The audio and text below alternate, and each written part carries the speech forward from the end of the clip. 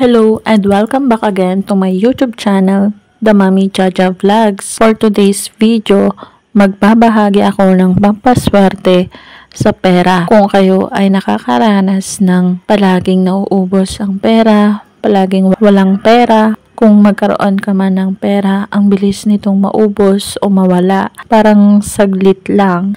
At kung kayo ay nangangailangan ng agarang solusyon sa pera para makabayad ng mga bills, mga babayarin, meron akong maibabahagi na makakatulong para makapag-akit kayo ng pera sa inyong buhay.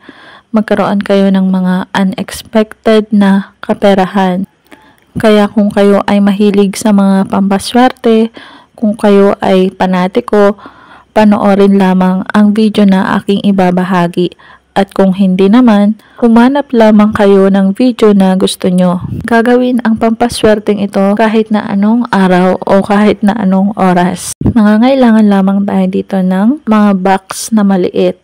At kailangan din ang any denomination na perang papel. Dito sa perang papel, kailangan ay ipasa ang energy dito sa perang papel. Ipadaan mo ito mula sa iyong ulo, sa iyong kamay, hanggang sa iyong paa para ang energy ng pera ay mapa sa'yo. Kapag nagawa mo na yun, titiklupin ang perang papel na papalapit sa'yo. I-claim na magkakaroon ka ng maraming pera at hindi ka na mauubusan o mawawalan. At saka mo ngayon ito ilalagay dito sa maliit na box.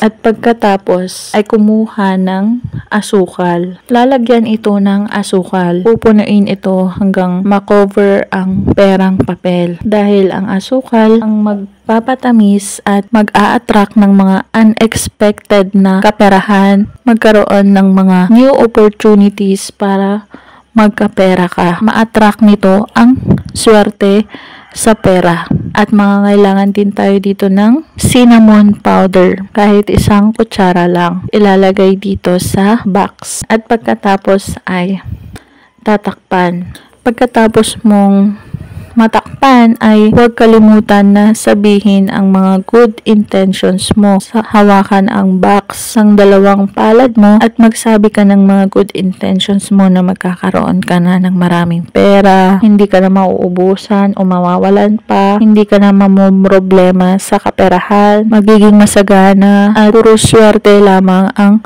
matatamasa mo. Ikaw na bahala kung ano ang mga good intentions mo para magkaroon ito ng talab at umepekto ang pampaswerte na ginawa. Sa ganitong paraan, makakaakit ka ng pera, magkakaroon ka ng mga hindi inaasahan na kaperahan, unexpected money, magkakaroon ka ng agarang solusyon sa pera kung ikaw ay may mga problema sa pera, kung may mga utang ka at mga kailangang bayarin, gawin mo ito para magkaroon ka ng pera at hindi ka na mauubusan at mawawalan pa. Ilalagay lamang ito sa iyong kama, sa ilalim ng iyong kama.